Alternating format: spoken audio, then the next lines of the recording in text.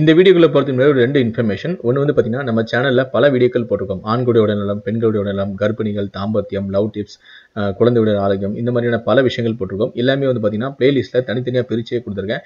So நீங்கள் எந்த விஷயத்தை அதிகமாக தெரிஞ்சுக்கணும் விரும்புனீங்களோ அந்த பிளேலிஸ்ட்டில் போய் நீங்கள் ப்ளே பண்ணி பார்த்தீங்கன்னா அது ரிலேட்டடான பல விஷயங்கள் உங்களால் தெரிஞ்சுக்க முடியும். இரண்டாவது வந்து பார்த்தீங்கன்னா, நம்மளுடைய சேனலில் இப்போ வந்து நான் ஃபேஸ்புக்லையும் ஓப்பன் பண்ணியிருக்கேன். ஃபேஸ்புக்கில் வந்து ஆரோக்கியமாக வாழ்க அப்படின்னு ஒரு ஃபேஸ்புக் ஓப்பன் பண்ணியிருக்கேன். ஸோ அதோடைய லிங்க் நீங்கள் பார்த்துட்டு இருக்க வீடியோக்களை டிஸ்கிரிப்ஷனில் கொடுத்துருக்கேன். அந்த லிங்க் கிளிக் பண்ணுங்கள், ஒரு பேஜ் ஓப்பன் ஆகும். அந்த பேஜை லைக் பண்ணி வச்சுக்கோங்க, அந்த பேஜை ஃபாலோ பண்ணுங்கள். இனி யூடியூப் போலவே நீங்கள் ஃபேஸ்புக்லையும் வீடியோக்கள் பார்க்கலாம். சரி, வாங்க இன்னைக்கு நம்ம இந்த வீடியோக்குள்ளே போகலாம். நம்மை சுற்றி நடக்கும் ஒவ்வொரு செயலுக்கும் நமக்கும் ஒரு தொடர்பு எப்போதுமே உண்டு.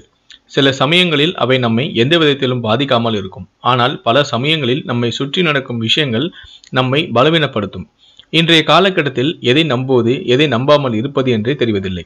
குறிப்பாக மருந்து விஷயத்தில் நாம் மிக ஜாக்கிரதையாகவே இருக்க வேண்டும். சில நேரங்களில் நாம் சாப்பிடக்கூடிய மருந்துகளின் வீரியம் நமக்கு தெரிவதில்லை. பல டிகிரிகளை வாங்கிய பலரும் இதை கவனிப்பது கூட கிடையாது. இப்படி இருக்க எதையும் அறியாத பாமர மக்கள் இதனால் எவ்வளவு பாதிக்கப்படுவார்கள் என்பதை நீங்கள் யோசித்துக் கொள்ளுங்கள். இப்படி இதற்குள் பல்வேறு விஷயங்களை மறைத்துள்ளது என்றே கூறலாம். மருந்து கடையில் மருந்து வாங்கும்போது நம்மிடமிருந்து மறைக்கப்படும் சில முக்கியமான ரகசியங்களை பற்றி தான் நாம் இந்த வீடியோல பார்க்க போறோம்.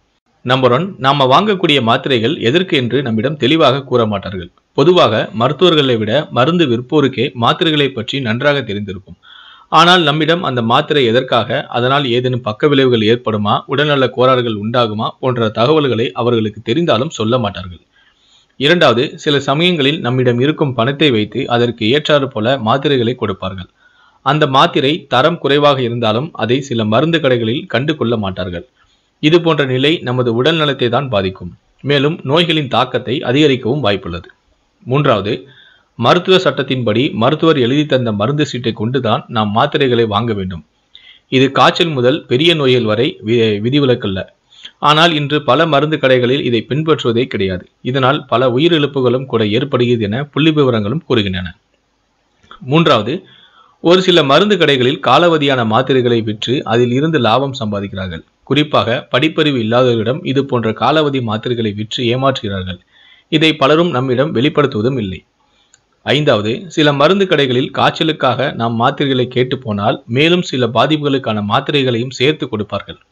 இந்த நிலை உண்மையிலேயே மோசமானதுதான். இதை பற்றி நாம் அறிந்து கொள்ள வேண்டுமென்றால் மாத்திரைகளை பற்றி தனித்தனியாக விசாரித்துக் கொள்ள வேண்டும். அடுத்து, பல மாத்திரைகளை ஒரே வேலைதான் செய்யும். ஆனால் நம்மிடம் அந்த மாத்திரையை விட இன்னொரு மாத்திரை தான் சிறப்பாக செயல்படும் என்று கூறி அதையும் விற்று விடுவார்கள். இந்த ரகசியத்தை பல மருந்து கடைகள் நம்மிடம் கூறுவதில்லை.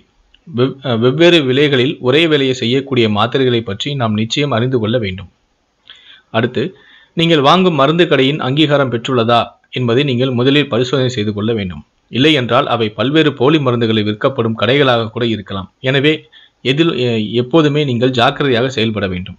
கடைசியாக, உங்கள் மருத்துவர் எழுதி கொடுத்திருக்கும் அளவிற்கு மட்டுமே நீங்கள் மாத்திரைகளை வாங்கிக் கொள்ளுங்கள். ஏனென்றால் சில மருந்து கடைகளில் லாபம் பார்க்க வேண்டும் என்கிற பெயரில் மாத்திரைகளை அளவுக்கு அதிகமாக கொடுத்து விடுவார்கள்.